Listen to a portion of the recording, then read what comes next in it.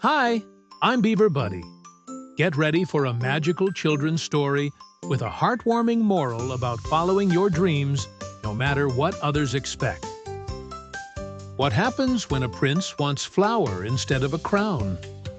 In a faraway kingdom, Prince Ludo dreamed not of ruling, but of baking sweet, golden bread.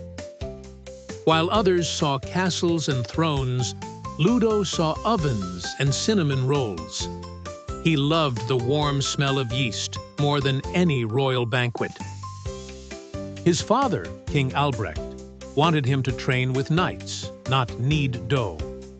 A prince must lead armies, not roll pastries, he declared. But Ludo snuck into the village bakery every morning, helping Granny Maela shape loaves, braid challah, and frost honey cakes with joy. Granny Maela was kind, with hands like flowery pillows and a voice like caramel. She whispered, "Real magic rises from inside the oven." One night, Ludo burned a dozen croissants by mistake.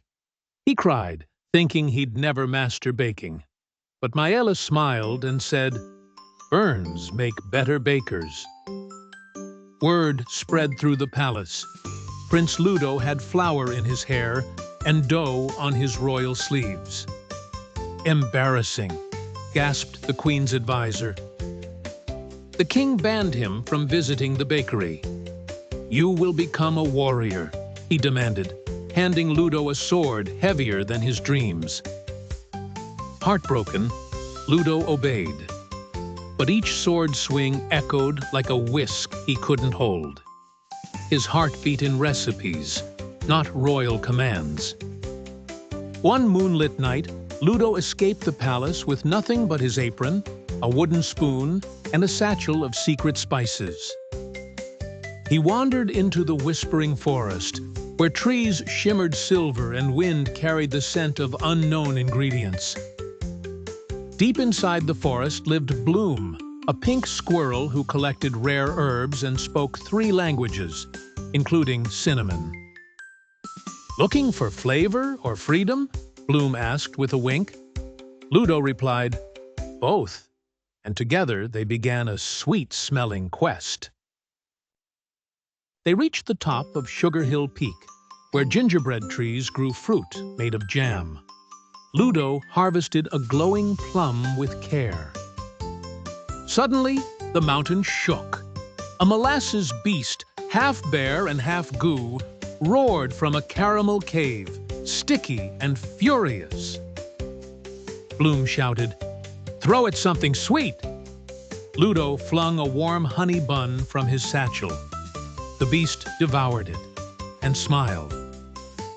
It bowed and offered Ludo a crystal whisk from its syrupy tail, then disappeared into the mist, leaving sparkles in the air. "You earned the whisk of wonders," whispered Bloom. "Only true bakers with brave hearts receive it." Ludo clutched it with teary eyes. Just then, royal guards stormed the forest, sent by the king. "Return the prince!" they shouted. But Ludo stood tall in his apron. "I choose baking," he declared, holding the crystal whisk high. The forest lit up in golden light as flour floated around them like snow. The guards froze, amazed. One even whispered, "That smells like my grandma's cookies." They slowly lowered their swords. When the king arrived, he found Ludo surrounded by villagers, guards, even animals, all enjoying buttery scones and smiling wide. Ludo handed his father a warm pastry filled with spiced pear.